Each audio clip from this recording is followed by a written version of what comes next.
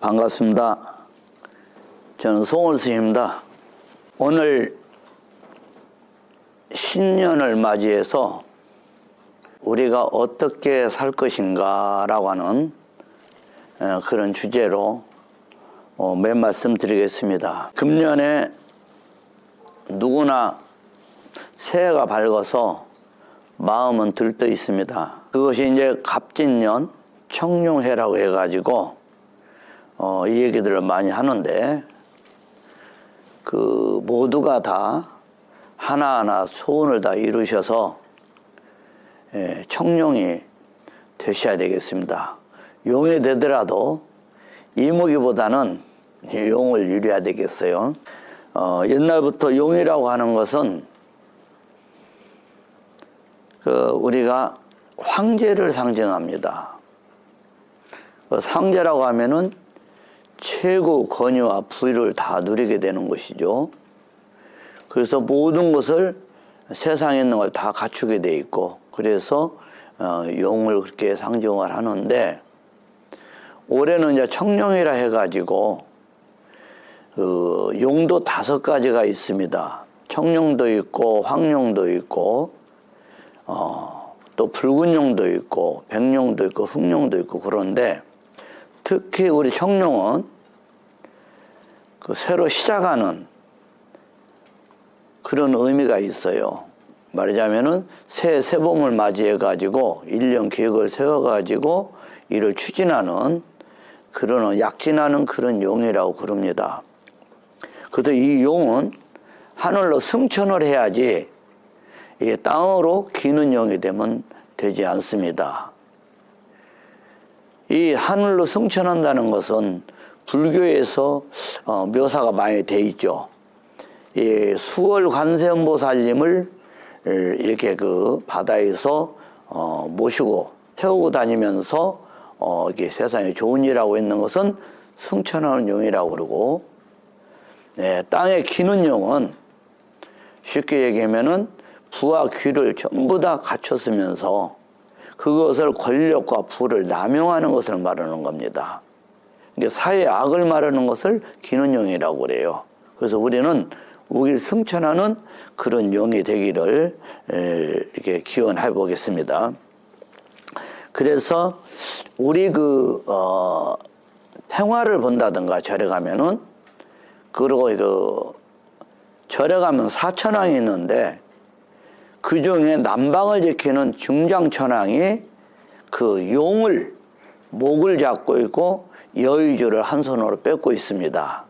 그게 뭘 상징하냐면은 부와 귀를 얻게 되면은, 천하의 모든 걸 얻게 되면은 그것을 모든 세상을 위해서 써야지 자기 이익을 위해서 남용한다는 이런 얘기, 이렇게 쓰게 되면은 모두 다 이렇게 여의주까지 뺏기게 되는 그런 일이 생기게 됩니다. 원래 용이라고 하는 것은 대략 말씀드리면은 세상에 갖출 것은 다 갖췄다고 그래요. 그래서 상징이, 용의 모양을 보면 코는 돼지 얼굴 복을 상징합니다. 또 눈은 매서운 눈, 독사, 매서운 눈을 뱀눈을 갖췄어요. 그리고 귀는 덕을 상징하는 소를 닮았고, 그 다음에 사슴은 사슴뿔 닮았습니다. 뿔이라고 하는 것은 우리 보약으로도 이 세상 보약이 최고는 녹용이라고 하지 않습니까? 그리고 등은 거북이를 닮습니다. 그건 수명을 상징합니다. 그리고 목이라고 하는 것은 바로 그 어패류 중에서 조개를 상징을 해요. 그리고 비닐은 물고기 중에서 잉어 비닐을 상징을 하고, 그 다음에 발목은 호랑이 발을 닮았습니다. 산에서 가장 왕이죠. 금수의 왕이라고 그러죠. 그 다음에 뭡니까? 하늘에서 나는 짐승에서 가장 왕은 금수 중에 독수리가 제일입니다. 그래서 독수리 발톱을 닮았습니다. 그래서 이와 같이 용은 모든 것을 갖췄기 때문에 여의주를 얻었다고 그런 거예요. 자기 뜻을 성취한 거죠.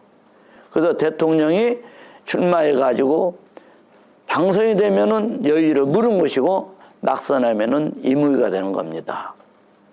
올해 금년에 선거가 있는 해인데 여러 국회의원들 여의주를 무시되 하늘로 나르는 그런 용이 되기를 이렇게 바라겠습니다. 만약에 하늘로 나르지 않는 용이 된다면 짜장면집 가가지고 그 짜장면 선전하는 짜장면집에 있는 용이 될 것입니다. 그리고 이제 우리가 보통 마음을 우리가 새해가 돼서 쓰는데 부처님 말씀 중에서는 세 가지로 씁니다. 금달 같은 마음이 금음달, 캄캄한 금음달 같은 마음이 있고 또 새로 솟아오르는 초생달 같은 마음이 있고 그 다음에 환히 밝혀주는 부처님 같은 보름달이 있습니다. 우리가 이왕일번은 이런 부처님 같은 마음을 가지고 이렇게 사시면 좋으리라 생각해요. 오늘 이렇게 새해를 이렇게 맞이하면서 청룡을 생각하면서 여기서 나는 누구인가? 나는 누구인가를 한번 이렇게 숙고를 한번 했으면 좋겠습니다. 우리가 세상 사람들이 살아가는 데는 개미같이 사는 사람들과 누에같이 사는 사람들이 있습니다. 거의 다 이 두 가지 모습으로 살아갑니다. 개미라고 하는 것은 부지런합니다. 그 자기 몸보다도 더 큰 먹이를 물어날리고 열심히 삽니다. 또 군뱅이는 그 빨리 걷지도 못하는 꾸물쩍꾸물쩍 꿈틀꿈틀하면서 이렇게 또 열심히 살아가요. 그런데 개미는 자기 집 지어놓고 개미 채바퀴 돈다고 넓은 세상을 보지 못합니다. 또는 이 누에라고 하는 것은 열심히 살긴 하는데 자기 몸에서 실을 뽑아가지고 자기 몸을 칭칭 갖고 자성자박합니다. 우리가 사는 모습들이 이 누에하고 개미하고 어찌 다르다고 할 수 있겠습니까? 이것들은 보면은 열심히 살긴 하는데 밟혀 죽기도 하고 날아간 새한테 물려 죽기도 먹잇감 되기도 하고 우리는 그렇습니다. 그러기에 우리가 생활하고 있는 오용락이라고요. 우리가 재물이나 명예나 건강이나 이거 다 중요하죠. 그런데 여기에 노예가 돼서 우리가 산다고 보면은 여기에 대한 주인이 되면 좋은데 노예가 된다고 보면은 이런 저 마귀들의 낚싯밥이 될 것입니다. 그 오용락은. 그래서 우리 인간을 하나 둘 다 잡아가게 될 거예요. 그래서 우리가 이러한 저기에서 이왕이면은 이렇게 좀 지혜가 있게 이렇게 살았으면은 이런 바람이 있고 그 다음에 이런 얘기가 장자에서도 나옵니다. 장자에서는 뭐라고 나오냐면은 당랑박선이라고 돼 있어요. 매미가 열심히 울고 있습니다. 뒤에서 사마귀가 자기 잡아먹으려고 모르고 지금 울고 있어요. 그런데 사마귀 뒤에는 또 새가 또 이걸 잡아먹으려고 누리고 있습니다. 우리가 바로 이와 같은 항상 위험천만한 속에서 우리는 살고 있습니다. 이때 이왕이면은 우리가 지혜의 안목을 넓혀서 살면은 얼마나 좋겠느냐. 우리 부처님께서는 고구정령 지혜롭게 살아라, 자비롭게 살아라, 자비 실현해라, 지혜를 실현하라 이런 말씀을 하고 계십니다. 이렇게 생각하면서 한 가지 금년의 교훈으로 한 가지 우리가 머리다가 남겨두면 좋겠습니다. 꼭 기억해 두세요. 뭐냐면은 우리 불교에서 비유경에 나오는데 안수정등이라는 게 나옵니다. 안수라는 것은 언덕에 나무가 있고 또 그 다음에 우물 속에 있는 등나무 그 넝쿨이 있습니다. 그 얘기인데 온 세상에 불이 나가지고 코끼리가 놀래가지고 미쳐서 뜁니다. 그런데 그 코끼리가 뛰어오는 것을 보고 이 한 나그네가 정신없이 도망가요. 살기 위해서 코끼리한테 밟혀 죽일까봐.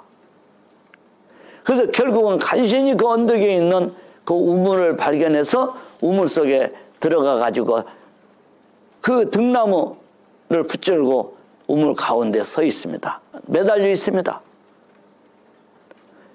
그런데 그때에 이렇게 밑에 쳐다보니까 독사가 4마리가 혀를 날면서 자기를 물려고 달라들려고 있고, 위를 쳐다보니 코끼리는 우물을 쳐다보고 있습니다. 우물.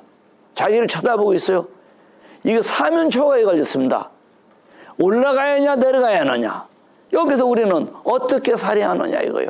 어떻게 여기서 살아날 수 있겠느냐. 아찔하죠. 이때에 여기서 배보는데 그 등나무를 하얀 쥐하고 검은 쥐하고 그거 갉아먹습니다. 등나무를 갉아먹어요. 이거 끊어지면 죽어요. 그런데 어디에서 물 한 방울이 뚝 떨어졌는데 그 혀에 떨어진 맛이 아주 달고 달아요. 그러고 보니까 그 등나무에 매달려 있던 그 꿀방울이 입으로 떨어진 겁니다. 그 단맛에 이 나그네는 자기가 등나무를 붙들고 있는 것도 잊어버렸고, 또 쥐가 자기 그 생명줄인 등나무를 갉아먹는 것도 잊어버렸고, 밑에 있는 독사도 잊어버렸고, 위에 코끼리도 잊어버렸습니다. 우리가 바로 오용락이라고 하는, 쾌락이라고 하는 우리 감각기관에서 일어나는 가래라고 합니다. 그 쾌락에 우리는 빠져가지고 이렇게 한 세상을 살아가고 있습니다. 그래서 우리가 이러한 그 나그네와 같은 꿀맛에 빠져가지고, 돈에 빠져가지고, 명예에 빠져가지고, 남녀간의 색에 빠지고, 이렇게 빠져서 허송세월로 이렇게 해서 이렇게 자기를 잊어버리고 살아서는 되지 않느냐. 이래서는 오늘 어떻게 하면 잘 살 것인가, 이런 얘기로 이렇게 말씀을 드렸습니다. 감사합니다.